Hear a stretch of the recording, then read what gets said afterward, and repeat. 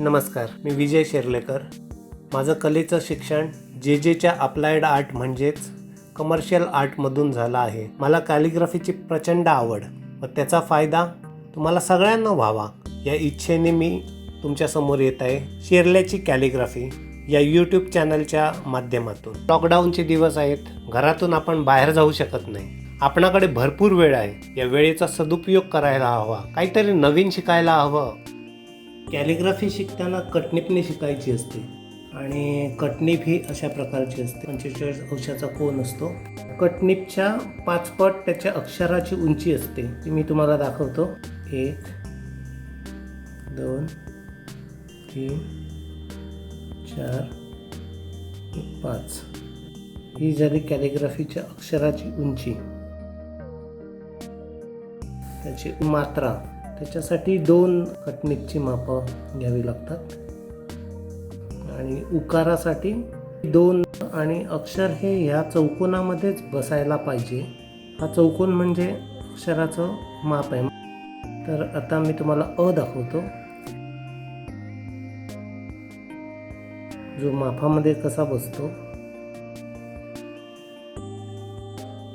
अ आ आणि हे कॅलिग्राफी कटनीपने करणं हे अतिशय योग्य असतं.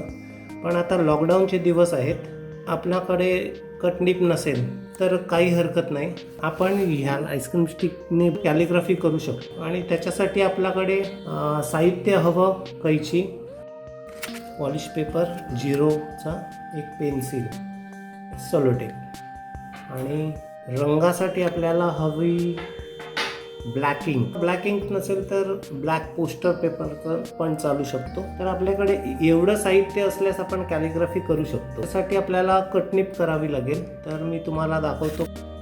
कट करताना साधारण 45 अंशाचा कोन हवा असतो. एवढं काही परफेक्ट असण्याची गरज नाही, पण साधारण एवढा असायला हवा.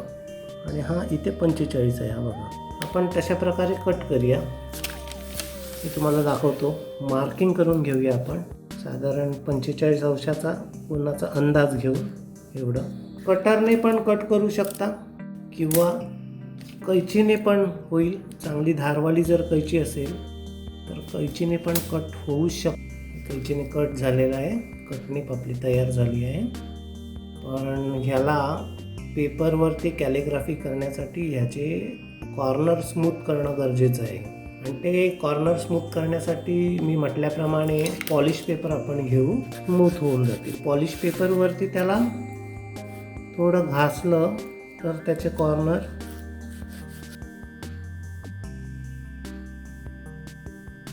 पेन्सिलच्या सहाय्याने आपण एवढं असं जर सेलोटेपच्या सहाय्याने आपण त्याला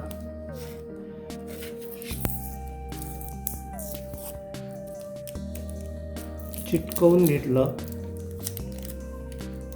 आणि तर ते योग्य रीतीने घट्ट, म्हणजे कॅलिग्राफी करताना आपल्याला त्याचा त्रास होणार नाही. बघा, आपण जी कटनीप आत्ता बनवली आहे ती अशी पूर्ण झालेली आहे आणि तिला असा 45 अंशाचा कोन आहे. आपण आता याने कॅलिग्राफी करायला तुम्हाला मी दाखवतो. बघा, 1 2 3 4 4 आणि 5. 5 म्हणजे आपल्या अक्षराची उंची झाली. तर मी तुम्हाला अ लिहून दाखवतो, म्हणजे तुम्हाला अक्षराची उंची कशा प्रकारे असते आणि त्याचं प्रमाण कसं असतं हे समजेल. कटनीपने कॅलिग्राफी लिहिणं सोपं जातं. पण आता लॉकडाऊनचे दिवस आहेत, तर आपल्याकडे कटनीप जर नसेल तर आपण अशा प्रकारे लिहू शकतो. हा झाला अ. सरावाने हे नंतर चांगलं जमू शकतं. आणि मात्रा देण्यासाठी 2 कटनीप लागतात त्याच्या. हे मात्रासाठी झालं, ही लाईन. आणि उकारासाठी ह्या 2 नीप. आणि आता आपण शिकूया कॅलिग्राफी कटनीपने करायची कशी. ग्राफ पेपरवरती तुम्हाला त्याची मापं मोजण्यासाठी आणि लिहिण्यासाठी सोयीस्कर पडतं. त्याच्यासाठी काही बेसिक शेपची आवश्यकता असते. त्याच्यासाठी उभ्या आणि आडव्या स्ट्रोक्सची आवश्यकता असते. तुम्हाला आडव्या लाईन्स मारण्याची सवय लागायला हवी, म्हणजे तुमची कॅलिग्राफी सुंदर होऊ शकते. अशा प्रकारे हे झाले आडवे स्ट्रोक. या आडव्या स्ट्रोकनंतर कॅलिग्राफी शिकण्यासाठी गरज आहे ती उभ्या स्ट्रोकची. असा नेहमी सराव करावा, तुमच्या हातावरती तुमचा कंट्रोल येईल. त्याच्यानंतर गरज पडते ती अर्धवर्तुळाची, कारण मराठी अक्षरांमध्ये सुंदर सुंदर वळणं आहेत आणि ती वळणं घेण्यासाठी आपल्याला आपल्या हातांना सवय हवी ती वळणं घेण्याची. ही कॅलिग्राफी शिकण्याच्या अगोदर करावायची ही गरज आहे. अशा प्रकारे नंतर उलट्या दिशेने अर्धवर्तुळ करायची, ती अशी. म्हणजे मराठीमध्ये सुंदर वळणं आहेत, ती वळणं आपण त्या प्रकारे घेऊ शकतो. पटलिपमध्ये इंक भरली तर ती व्यवस्थित उतरत नाही, तर कॅलिग्राफी करताना अशीच करून घेतली, बुडवून घेतली तर ते चांगल्या प्रकारे होते.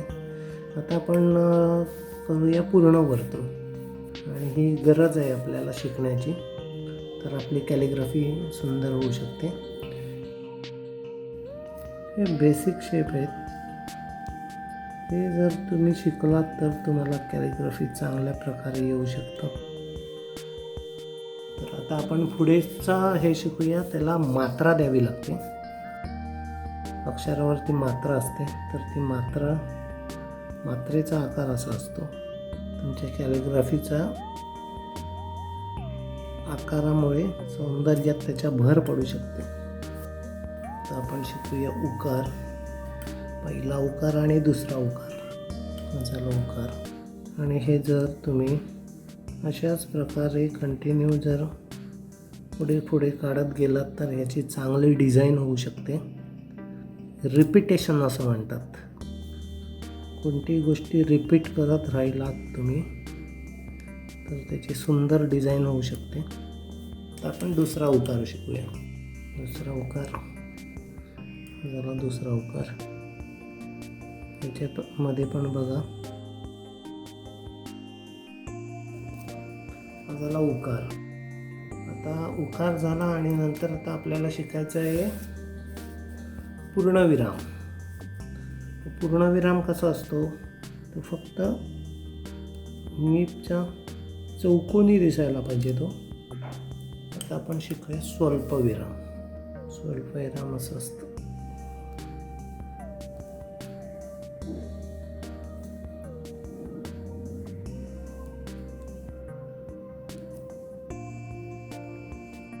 मराठीमध्ये अ आ इ ई उ ऊ ए ऐ ओ औ अम आ हे 12 स्वर आहेत. हे झाले स्वर. आणि मुळाक्षरं असतात, अल्फाबेट्स हे असतात 36. तर आपण आज पहिल्यांदा अ आ इ शिकूया. तर अ आ इ शिकण्यासाठी आपण जे हे शिकलो आहोत आता, अर्धवर्तुळ, हे अर्धवर्तुळ, हे या सगळ्या आकारांची आता आपल्याला आवश्यकता भासणार आहे. आता आपण वळूया अक्षरांकडे. तर अ लिहिताना कोणत्या कोणत्या प्रकारचे आकार लागतात ते पहिल्यांदा बघूया. झाला अर्धवर्तुळ. जो हे आहे तो मी पुढे पुढे लिहून दाखवतो त्याच्या पूर्ण. नंतर आपण अक्षर पूर्ण करूया. त्याच्यानंतर त्याला एक मध्ये लाईन असते जो अपूर्ण होण्यासाठी. त्याच्यानंतर आपण वरची लाईन मारू आणि आता त्याला काना देऊ. हे झाले अचे बेसिक शेप. अ लिहिण्यासाठी आपण जे वरती शिकलो त्या आकारांमधले ह्या गोष्टी आहेत. आणि आता मला पूर्ण अ लिहून दाखवतो. हा अ असा लिहावा. हा झाला अ. आ पण तसाच आहे. आला पण हेच सगळे अशीच हे लागतात. तर आता मी पुढचं अक्षर दाखवतो आ. आज आपण शिकूया अ आ इ ई उ ऊ. ग्राफ पेपरचा एक फायदा आहे की तुम्हाला ह्याच्यावरती प्रमाण समजतं आणि तुम्ही त्या प्रमाणामध्ये अभ्यास केलात तर तुम्हाला शिकण्याला तुमच्यासाठी खूप सोपं आहे. आता मी तुम्हाला दाखवतो ई. तर ईसाठी आपण पहिली वरची ओळ मारून घेऊ. ईची पहिली वरची लाईन मारू. त्याच्यानंतर त्याला लागणारे पुढची वळणं बघा कशी आहेत. ही मी अशी वळणं दाखवतोय कारण तुम्हाला ईची वळणं कशी आहेत ही समजण्यासाठी. तर आता पुढचं वळण असं आहे आणि मग त्याला गाठ आहे अशी. तर ही झाली ईची वळणं. तर मी तुम्हाला पूर्ण ई लिहून दाखवतो. ई हा आपल्या कटनिपच्या आकाराच्या 5 पट असतं, पण ईसाठी हा स्क्वेअरच्या थोडं खाली गेलं तरी चालतं कारण त्याला वळणं जास्त आहेत. ई आणि याच्यामध्ये अजून एक ई असतो, त्याच्यावरती वेलांटीसारखं असते, तर ती दाखवतो मी. तो दुसरा ई जो आपण जास्त ओढून बोलतो, आ ई. तर आई मधला ई, त्याच्यावरती आपल्या 2 कटनिपच्या मापांमध्ये. तर हे 2 ई झाले. आता आपण ई पर्यंत शिकलेलो आहोत. तर आणि आपण ते कटनिपने केलं आहे. जसं तुम्हाला आईस्क्रीम स्टिकने कॅलिग्राफी करण्यासाठी कटनिप कशी बनवायची ते दाखवलं होतं, पण त्याची साईज खूपच जास्त असल्यामुळे आपण ती ह्या ग्राफ पेपरवर करू शकत नव्हतो. म्हणून मग मी दुसरी एक कटनिप बनवून घेतली आहे. तर ही छोटी त्या आपल्या ग्राफ पेपरच्या मापाला बसेल अशी मी बनवली आहे. तर मी तुम्हाला त्याची ईच्या पुढची अक्षरं त्याने दाखवतो. म्हणजे आपण ईच्या पुढचा आता ऊ बघूया कसा होतो ते. ऊची पण मी तुम्हाला फोड करून दाखवतो. ऊ मध्ये पहिली आपण वरची लाईन मारून घेऊया, त्याच्यानंतर खालचा शेप.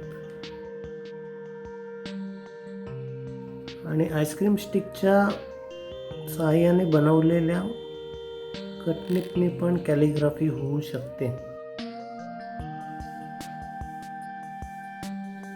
आता मी पुढचा ऊ दाखवतो, दुसरा, जो आपण त्याला थोडासा दीर्घ उच्चार करतो त्याचा. दुसरा ऊ आणि ही त्याला उकार, त्याला ऊ. अ आ इ ई उ ऊ पर्यंत लिहून दाखवतो, म्हणजे तुमचा सराव पण होईल आणि तुम्ही बघाल पण त्याची वळणं कशी आहेत आणि त्याचे आकार कसे आहेत. कॅलिग्राफी करताना ती एन्जॉय करावी, लिहिताना त्याचा आनंद घेऊन केलं तर खूप मजा येते. तर आता मी सुरुवात करतो. झाला अ. आता आपण काढूया आ. झाला आ. आता काढूया ई. ई हा थोडा, त्याचा आकार थोडा मोठा झाला तरी चालू शकतो आणि कारण त्याचा आकार थोडा मोठा आहे. आणि मी आता हे पेन्सिलने आपण जी आईस्क्रीम स्टिकने बनवली आहे ती कटनिप वापरतो आहे. त्याच्या पुढचा ई थोडा दीर्घ उच्चार करणारा ई. आता पाहू आपण ऊ. दीर्घ उच्चार करणारा ऊ बघू. हा बघा झाला ऊ. स्वरांमध्ये 12 अक्षर असतात, त्यातली 6 अक्षरं शिकलो आणि हे आपण शिकलो आहे जे आपण बनवलेली कटनिप आहे त्याने.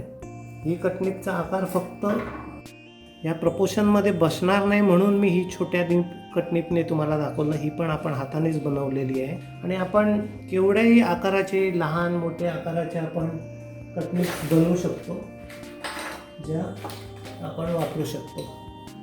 ही बघा अजून एक आहे माझ्याकडे मोठी.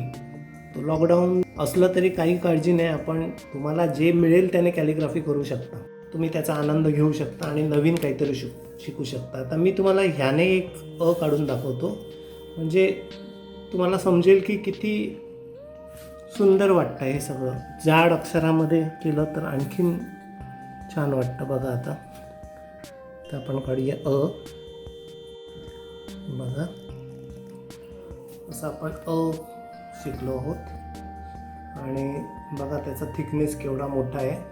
तर आपण अशा प्रकारे स्वरांमध्ये 6 अक्षरं शिकलो. पुढच्या व्हिडिओमध्ये आपण ए, ऐ, ओ, औ, अम, आहा असं शिकू.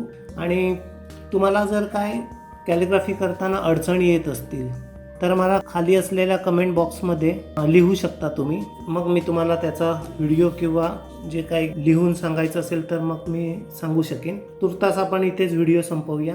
थँक्यू.